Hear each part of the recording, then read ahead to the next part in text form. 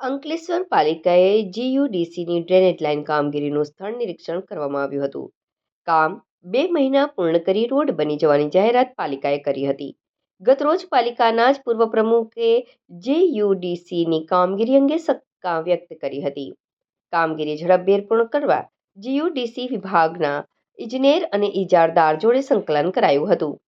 ગતરોજ પાલિકા પૂર્વ પ્રમુખ અને વિપક્ષ દ્વારા પિરામણ નાકાથી જીબીને જોડતા ટાટા જમશેદ રોડ પર જીયુડીસી દ્વારા કરવામાં આવી રહેલી ડ્રેનેજ લાઇનના નવીનીકરણની કામગીરી બાબતે આજરોજ પાલિકા ચીફ ઓફિસર કેશવ કોલડિયા, પાલિકા પ્રમુખ લલિતાબેન રાજપુરોહિત, કારોબારી ચેરમેન નિલેશ પટેલ તેમજ સ્થાનિક સભ્યોએ કામગીરી અને સ્થિતિનો તાગ મેળવ્યો હતો. જીયુડીસીના અધિકારીઓ જોડે તેમજ કામગીરી કરી રહેલા ઇજારદાર જોડે સ્થળ પર પરામર્શ કરી કામ ઝડપથી સમયસર પૂર્ણ કરવા માટે જરૂરી તાકીદ કરી હતી. આ અંગે પાલિકાના ચીફ ઓફિસર કેશવ કોલડિયાએ જણાવ્યું હતું કે જીયુડીસીએ આગામી 2 મહિનામાં કામગીરી પૂર્ણ કરી રોડની પીસીસી વર્ક કરી આપવામાં આવશે. રોડની કામગીરી પણ સાથે કરવામાં આવશે.